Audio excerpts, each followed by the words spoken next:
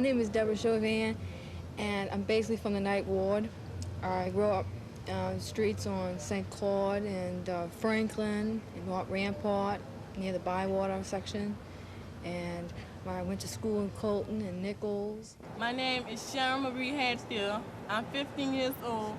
I grew up in New Orleans, Louisiana, in the Third Ward, which is the streets of Galvez, Miro Third, and all like that. I went to John W. Hoffman Elementary. My name is Clive Hardy, and I grew up in the Garden District. My family lived there. It wasn't an old Garden District family. They'd only been in New Orleans about 100 years.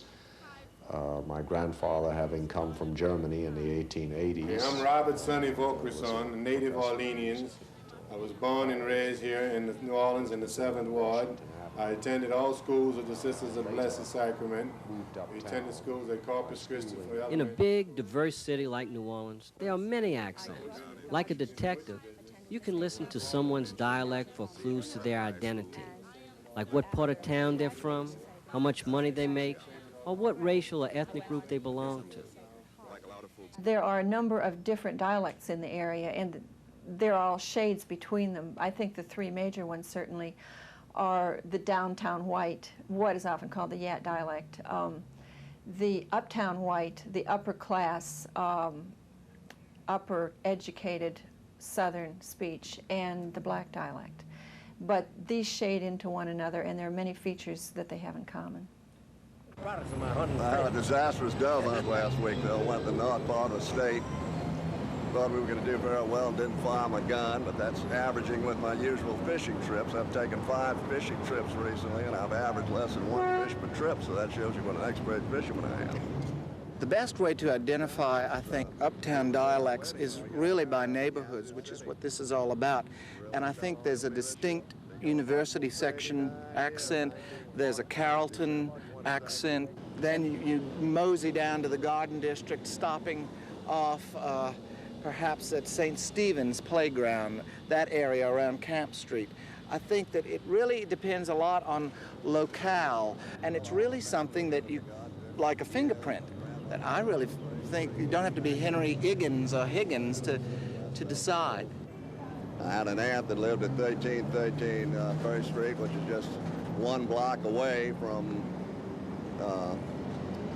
that was Frank Strong's home, which was Jefferson Davis's old home, and I just don't think that the people in the Garden District have any accent.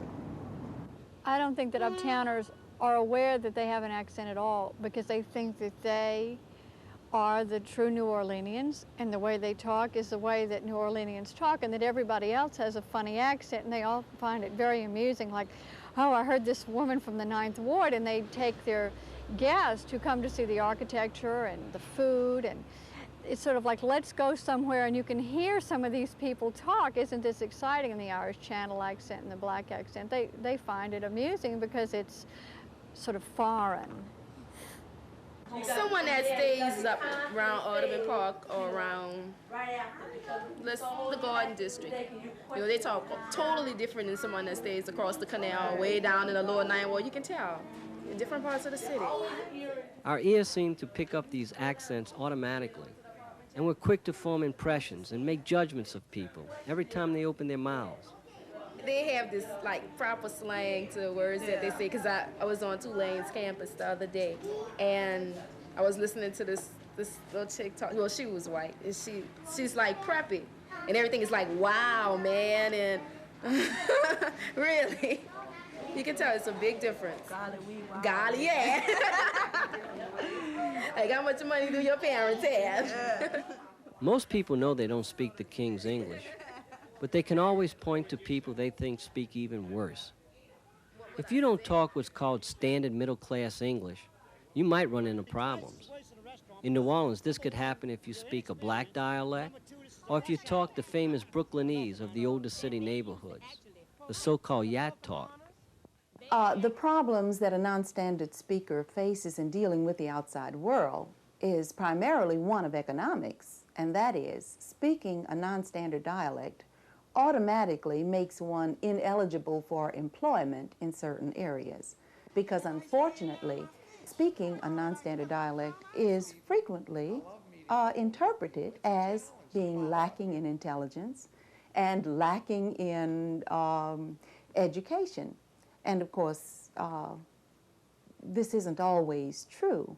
There are people that work in our office that greet people, and we were just talking about that.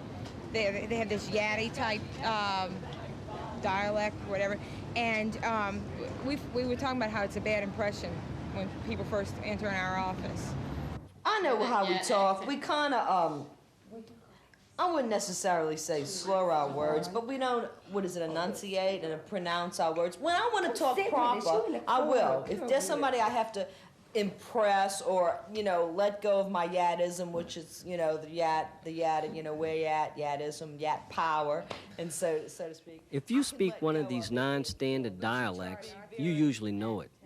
But how do you feel when someone points out that there's something wrong with the way you talk? Yes, I do, because it's ignorant. It sounds ignorant. Oh, come on, listen to this shit. These people hear this stuff, they're going to say, what the hell's coming that garbage out there damn That's it, right there. You see, that's it, right there. That's going to happen. They're going to hear this and they say, look at them two beautiful girls. If they'd shut their mouths, it'd be great. My girlfriend... I've heard that so many times. My girlfriend Rhoda... Oh, everybody tells us that. My girlfriend Rhoda tells me that. If you would keep your mouth shut, you'd be perfect. Once they hear that, it's like, go through it, in and out of you.